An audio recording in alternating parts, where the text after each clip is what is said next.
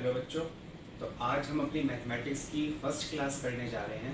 काफ़ी बच्चों की डिमांड थी कि मैथ्स भी एक ट्रिग्नोमेट्री तो एटलीस्ट हम कवर कर लें।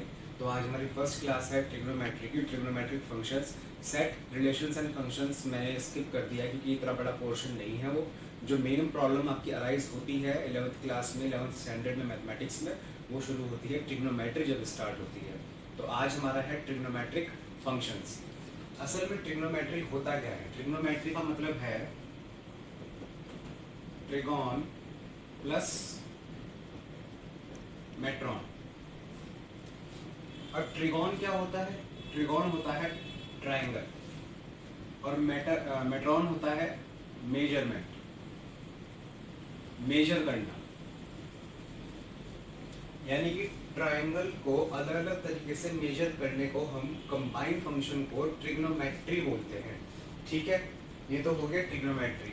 अब बात आती है जो हमें पढ़ना है, ट्रिग्नोमेट्रिक फंक्शंस क्या होते हैं। पहली बात तो फंक्शन क्या होता है? फंक्शन वो होता है, सपोज करिए कि y है वो x पे डिपेंड करता है, x² प्लस x प्लस 4। मैंने कोई भी एक रैंडम चीज ले ली है। अगर y जो है, y की वैल्यू x पर डिपेंड कर रही है, for every value of x को हम n=1 टू इनफाइनाइट कुछ भी रख सकते हैं, 1 से लेके इनफाइनिटी तक। यहाँ मैं 1 रखूंगा तो y की वैल्यू 1 + 1 + 4 6 आ जाएगी। मैं यहाँ 2 रखता हूँ तो 4 + 2 6 4 10 आ जाएगी। यानी कि 1 से लेके इन्फिनिटी तक मैं x की कोई भी वैल्यू रखूँ यहाँ पर, तो y की वैल्यू उसके साथ साथ चेंज हो रही है। अब सिमिलरली अगर मैं कोई y को किसी ट्रिग्नोमेट्रिक आइडेंटिटी के रूप में लिख दूं, सपोज करिए y है आपका sin x। अब x की वैल्यू सपोज करिए x जो है वो 30 डिग्री है, तो y क्या होगा? sin 30 वो हो जाता है 1/2। ये तो आप पढ़ के आए हो 9th-10th में, बेसिक वैल्यूज हैं। तो 60 डिग्री रखी मैंने x की वैल्यू, तो y क्या होगा? √3/2। मैंने x की वैल्यू 90 डिग्री रख दी तो y हो गया 1। यानी कि x की जो भी मैं वैल्यू रखूं उसके कॉरस्पॉन्डिंग y की वैल्यू चेंज हो रही है, और ये ट्रिग्नोमेट्रिक फंक्शन में है। तो ये हमें पढ़ना है ट्रिग्नोमेट्रिक फंक्शन। ये है ट्रिग्नोमेट्रिक फंक्शन। ठीक है, सपोज करिए यहाँ y होता आपका cos x। अगर ये cos x होता, सेम अगर मैं 30 डिग्री रखता तो ये √3/2 हो जाता, 60 रखता तो 1/2, 90 रखता तो cos 90 0। ठीक है, तो यानी कि y जो है cos x की वैल्यू पे डिपेंड कर रहा है। तो cos x जो हुआ वो फंक्शन ऑफ y हुआ, sin x जो हुआ वो फंक्शन ऑफ y हुआ, x² + x + 4 हुआ वो फंक्शन ऑफ y हुआ। ये y फंक्शन ऑफ x हुआ, y function of sin x हुआ, y function of cos x हुआ, वाइस वर्सा कैसे भी हम बोल सकते हैं। तो ये सब जो चीजें होती हैं ये होती हैं आपकी फंक्शंस। तो हमें ट्रिग्नोमेट्री, ट्रायंगल के मेजरमेंट के अलग अलग फंक्शंस को पढ़ना है, जिसको हमने नाम दिया है ट्रिग्नोमेट्रिक फंक्शन। ठीक है, यहां तक समझ में आ गया? पहले आप ये नोट कर लीजिए। अब बात आती है कि एंगल्स क्या होते हैं। एंगल्स, सपोज करिए कि दो लाइनें हैं। ये होती है आपकी बेस लाइन, जिसके रेस्पेक्ट में हम किसी और लाइन का एंगल निकालते हैं उसको हम बेस लाइन बोलते हैं। ये तो आपकी बेस लाइन हो गई। सपोज करिए कि एक ये लाइन है, ये एंगल बना रही है थीटा। ठीक है, तो सपोज करिए ये लाइन है आपकी ए, ये लाइन है आपकी बी। तो जो लाइन बी है इसके तो रिस्पेक्ट में ए लाइन एंगल बना रही है, तो ये तो होगी बेस लाइन। अब जो लाइन एंगल बना रही है किसी बेस लाइन के रिस्पेक्ट में उसको हम बोलते हैं टर्मिनल लाइन। और जितने एंगुलर डिस्प्लेसमेंट, ये जितना आपने फिजिक्स में पढ़ लिया होगा एंगुलर डिस्प्लेसमेंट क्या होता है, जितना एंगुलर डिस्प्लेसमेंट ये बी के रेस्पेक्ट में गया, इसको हम थीटा से डिनोट करते हैं। ये सब आप 9th 10th में पढ़ के आए हुए हैं, मैं जस्ट आपका रिवीजन करा रहा हूँ। ये थीटा हो जाता है, ये एंगल हो जाता है, यानी कि लाइन ए जो है वो बी के साथ थीटा एंगल बना रही है। ठीक है, जो मेन चीज आती है यहाँ पढ़ने के लिए वो आती है कि पॉजिटिव एंगल क्या होगा। ठीक है, पॉजिटिव एंगल वो होता है जब टर्मिनल लाइन बेस लाइन के साथ एंटी क्लॉकवाइज डायरेक्शन में एंगल बनाती है। आप देखिए ना, ये यहां से इस साइड थीटा उठा है, तो अब अगर आपको क्लॉक याद होगी तो क्लॉक चलती है ऐसे, ये उल्टा उठा है तो ये एंटी क्लॉकवाइज हो गया। अगर टर्मिनल लाइन बेस लाइन के साथ एंटी क्लॉकवाइज डायरेक्शन में एंगल बनाती है, एंटी क्लॉकवाइज, तो वो पॉजिटिव एंगल हो जाता है। सिमिलरली अगर ये तो है आपकी बेस लाइन, टर्मिनल लाइन आपकी यहां आ गई, तो ये हो गया आपका थीटा। ठीक है, अगर टर्मिनल लाइन बेस लाइन के साथ एंटी क्लॉकवाइज डायरेक्शन में एंगल बनाती है, नहीं सॉरी क्लॉकवाइज डायरेक्शन में एंगल बनाती है, तो वो हो जाता है आपका नेगेटिव एंगल। फिर से ये बेस लाइन है, बेस लाइन के साथ जो लाइन एंगल बनाती है उसको हम टर्मिनल लाइन बोलते हैं। अगर टर्मिनल लाइन बेस लाइन के रिस्पेक्ट में एंटी क्लॉकवाइज मूव कर गई तो वो एंगल बनाएगी पॉजिटिव थीटा। अगर बेस लाइन के रिस्पेक्ट में टर्मिनल लाइन क्लॉकवाइज मूव कर गई तो वो बनाएगी एंगल माइनस थीटा, हम इसको माइनस थीटा बोलेंगे। ठीक है, नोट कर लीजिए।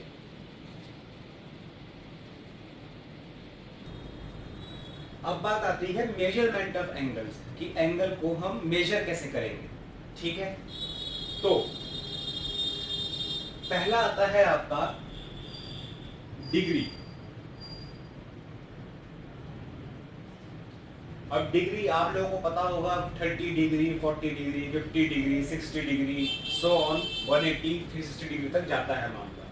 फिर भी मैं आपको एक बार बता दूं कि अगर हमें दो लाइन के बीच का एंगल निकालना है ना, अगर हमें दो लाइन के बीच के एंगल को डिस्क्राइब करना है तो हम बोलते हैं थीटा को डिग्रीज में। ये बेस लाइन है हमारी, ये आपकी टर्मिनल लाइन है। बेस लाइन और टर्मिनल लाइन दो लाइन है, उन दोनों के बीच के एंगल को हमें डिस्क्राइब करना है तो हम डिग्रीज में डिस्क्राइब करेंगे। डिग्रीज में डिस्क्राइब करने के बाद हम देखेंगे कि ये पॉजिटिव है या नेगेटिव है, वो मैं आपको सिखा चुका। पॉजिटिव और नेगेटिव कैसे देखते हैं, एंटी क्लॉकवाइज गया तो पॉजिटिव और क्लॉकवाइज गया तो नेगेटिव। ठीक है, सपोज करिए कि ये इसने बोल दिया 60, तो ये होगा theta is equals to 60 degree या theta is equals to 30 degree and so on. मतलब हम इस तरह से एंगल को रिप्रेजेंट करते हैं डिग्री मेजर्स में। अब सपोज करिए कि मैंने एक बेस लाइन बनाई, फिर मैंने टर्मिनल लाइन ऐसे ड्रॉ करनी शुरू कर दी।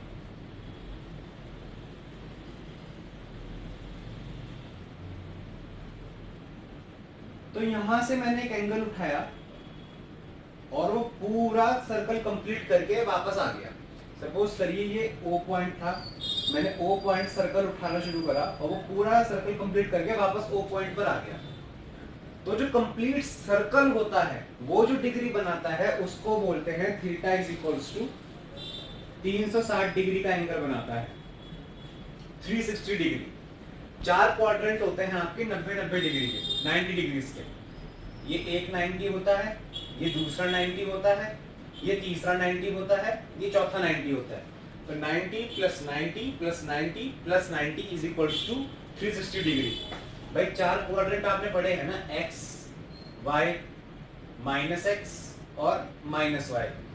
तो x y क्वाड्रेंट 90 डिग्री पे ही रहता है, x और y पे एक दूसरे का 90 डिग्री पे रहते हैं। x एक्सिस और y एक्सिस ये आपको पता है। Similarly minus x minus y positive y 90 पे रहेंगे। माइनस एक्स माइनस वाई 90 पे रहेंगे और माइनस वाई और प्लस एक्स भी 90 पे रहेंगे, तो 90 प्लस 90 प्लस 90 प्लस 90, तो ये सर्कल पूरा 360 डिग्री का हो जाएगा।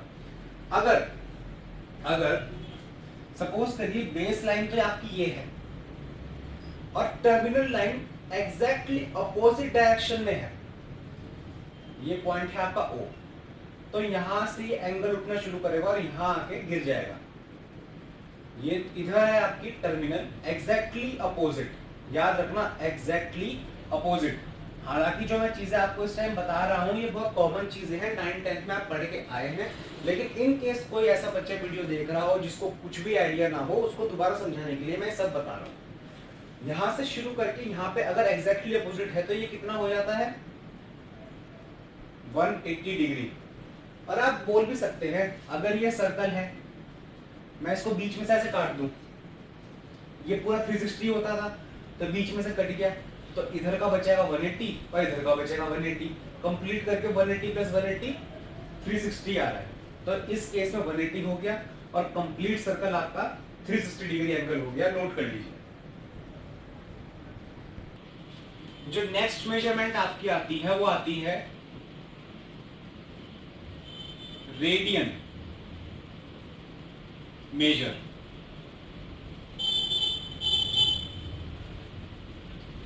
रेडियन मेजर को समझने के लिए एग्जांपल बताता हूं मैं। सपोज करिए कि एक सर्कल है, सपोज क्या है ही सर्कल, सेंटर इसका यहां लाई कर रहा है और जो इसका रेडियस है वो 1 है। अब 1 सेंटीमीटर भी हो सकता है, मिलीमीटर भी हो सकता है और मीटर कुछ भी हो सकता है, तो मैं लिख रहा हूं रेडियस इसका 1 यूनिट है। अब यूनिट आप कुछ भी मान लो, मैंने एक पॉइंट यहां लिखा A, एक पॉइंट यहां लिखा B और इन दोनों को ज्वाइन कर दिया और बीच में ये एंगल है थीटा। A यानी कि ये सेंटर मान लो इसका OA है, तो OA और OB के बीच में एंगल है थीटा। अगर if the length of arc AB is equals to radius, यानी कि AB की जो लेंथ है वो रेडियस के इक्वल है, तो जो थीटा आपका होता है उसको हम 1 रेडियन, 1 यहाँ पे हम C छोटा सा एक ऐसा निशान बनाते हैं C जैसा, या तो आप ऐसा लिख सकते हैं और 1 रेडियन। जब आर्क को हमें एंगल डिफाइन करना होता है तो हम रेडियन में, सर्कल के आर्क को रेडियन में डिफाइन करते हैं एंगल को, ठीक है। सपोज करिए कि अगर हम इसका जनरल फॉर्मूला बताएं कि भाई जनरल फॉर्मूला क्या होता है रेडियन का, तो बात ये आती है निकल के कि theta is equals to L upon R, यानी कि अगर आपको एंगल निकालना हो तो L, तो जो L है आपकी वो है लेंथ ऑफ आर्क और जो R है वो है आपका रेडियस ऑफ सर्कल। और ये कई बार एक नंबर में आ जाता है कि लेंथ आपको सपोज 1 दी हुई है, रेडियस आपको 1 दिया हुआ है, तो दोनों के बीच का एंगल क्या होगा, तो आप डायरेक्ट लिख सकते हैं theta is 1 degree, because when if the length of arc AB is equals to radius of the circle, तो थीटा जो उसके बीच का होता है 1 रेडियन होता है। और एक जनरल फॉर्मूला है theta is equals to L upon R, ठीक है। L बाय R आगे यहाँ पे लेंथ है आपकी, लेंथ ऑफ L है आपकी लेंथ ऑफ आर्क और R है आपका रेडियस ऑफ सर्कल। अब आप ये देखिए कि सपोज करो मैं पूरे सर्कल का हिस्सा ले जाऊं, अब मैं यहाँ पे आपको चीज बताता हूं, रेडियन एंड डिग्री में रिलेशन क्या है, रेडियन और डिग्री में रिलेशन क्या है, तो हमें यह पता है कि थीटा जो है वो L अपॉन R है। अब मैं कंप्लीट सर्कल की बात करूं ना, अगर सपोज करो मैंने आर्क लेंथ ले ली कंप्लीट सर्कल, मतलब A पॉइंट भी यही है मेरा, B पॉइंट भी यही है मेरा, तो मैं यहाँ से ऐसे घूमता घूमता घूमता घूमता घूमता हुआ वापस यहीं पर आ गया। तो मैंने टोटल डिस्टेंस क्या कवर करा? Circumference of circle. पढ़ाया ना 10th क्लास में, जो बाउंड्री होती है सर्कल की उसकी टोटल लेंथ क्या होती है? सरकमफ्रेंस के इक्वल बोलते हैं ना उसको। और सरकमफ्रेंस का फॉर्मूला क्या होता है? 2 पाई r। यही पढ़ा था ना। तो लेंथ तो हो गई आपकी 2 पाई r अपॉन में r, ये है ही। तो r से r कट गया, तो ये हो गया आपका 2 पाई रेडियन। यानी कि कंप्लीट सर्कल का जो एंगल है रेडियन के टर्म्स में वो 2 पाई रेडियन होता है। लेकिन हमने डिग्री में क्या पढ़ा था? कंप्लीट सर्कल का जो एंगल होता है वो डिग्री में 360 डिग्री होता है। सपोज करो वो इक्वेशन 1 थी और ये इक्वेशन 2 है, तो 1 एंड 2 को हम क्या लिख सकते हैं? 2 pi is equals to 360 degree लिख सकते हैं ना। कंप्लीट सर्कल का जो एंगल है वो रेडियन के टर्म्स में 2 पाई है और कंप्लीट सर्कल का ही एंगल डिग्री के टर्म्स में 360 डिग्री है। मैंने आपको डिग्री वाले मेजर में बताया था अभी। तो 2 pi is equals to 360 degree हो गया। अगर मैं 2 से 360 को काटूं तो pi is equals to 180 degree हो गया। यानी कि पाई की वैल्यू 180 डिग्री होती है। ठीक है, अब ये तो आपको पता लग गया कि भाई ये है। इसको हम क्या लिख सकते हैं? 1 pi radian is equals to 180 degree. ठीक है, तो 1 रेडियन की वैल्यू क्या होगी? 180 अपॉन पाई। यानी कि आपको 1 रेडियन की वैल्यू मिल गई 180 अपॉन पाई। सपोज करिए कि आपसे पूछता है कि भाई 25 रेडियन की वैल्यू क्या होगी, तो आप लिख सकते हैं कि भाई 1 पाई रेडियन की वैल्यू तो हमारी 180 डिग्री होती है। उसी हिसाब से हमारा 1 रेडियन की वैल्यू हो गई 180 अपॉन पाई। तो 25 रेडियन की वैल्यू हो गई हमारी 180 अपॉन पाई इंटू 25। आप उसको डायरेक्टली सॉल्व कर सकते हैं। सिमिलरली अगर मैं यहाँ पे 1 डिग्री की वैल्यू निकालूं, क्योंकि भाई 1 रेडियन तो वो आपका 180 डिग्री अपॉन पाई है, तो पाई को तो मैं इधर ले जाऊं, ये हुआ 180 डिग्री और अपॉन में ये 180 आ जाएगी,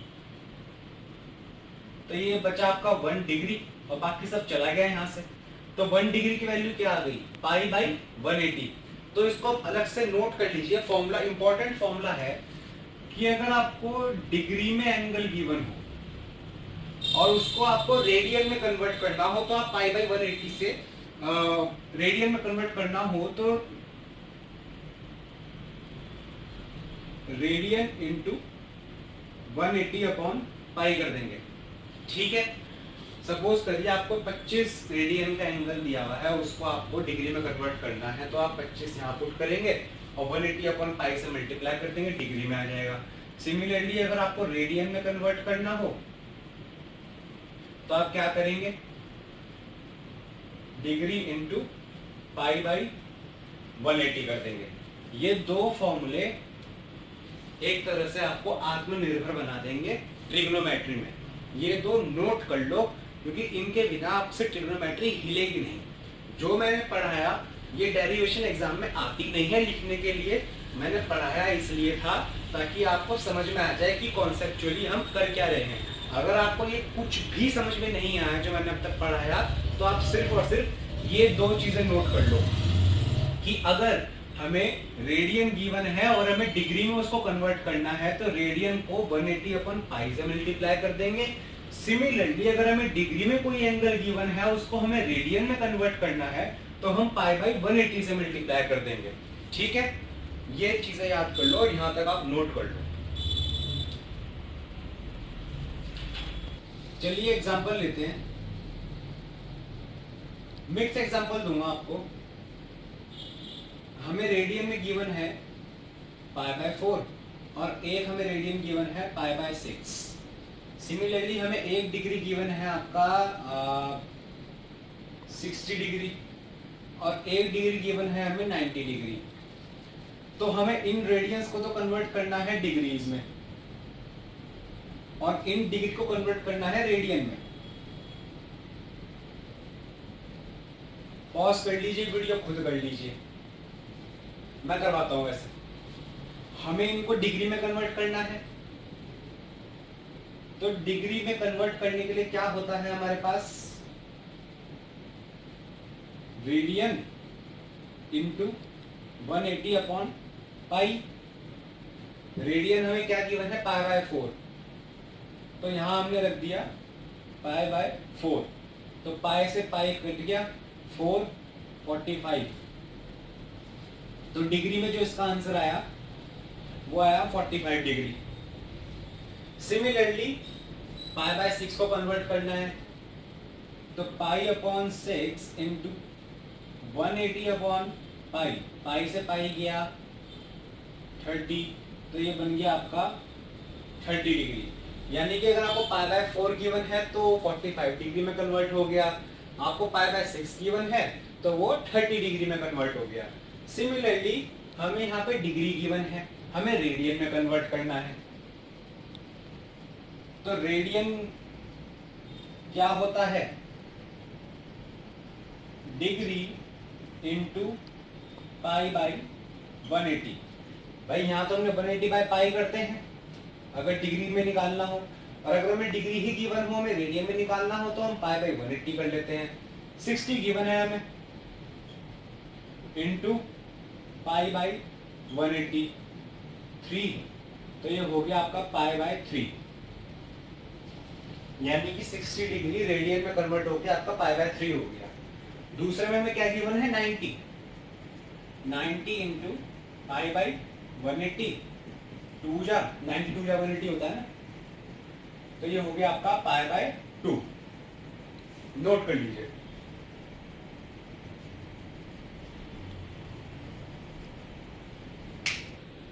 आई होप आप लोगों को बेसिक ऑफ ट्रिग्नोमेट्रिक फंक्शन समझ में आया होगा। डिग्री से रेडियन में कैसे कन्वर्ट करना है, रेडियन से डिग्री में कैसे कन्वर्ट करना है, और थोड़ा सा मैंने कॉन्सेप्चुअल आपको स्टार्टिंग से डेरिवेशन टाइप पढ़ाया था, वो एग्जाम में आता नहीं है। अगर आप डायरेक्ट फॉर्मूला याद रखेंगे तो भी आपका काम हो जाएगा, लेकिन फॉर्मूला याद रखने के बावजूद आपको पता होना चाहिए कि कॉन्सेप्ट बेस कैसे बनाइए, क्योंकि कई बार क्या होता है थोड़ा कॉन्सेप्चुअल क्वेश्चन बन जाता है कि आपको वहाँ पे कॉन्सेप्ट लगाना पड़ता है उसको सॉल्व करने के लिए। बाकी हम एक्सरसाइज जो है एनसीईआरटी की 3.1 3.2 हम शुरू करेंगे कल वाली क्लास में, तब तक के लिए अपना ध्यान रखिए। Thank you.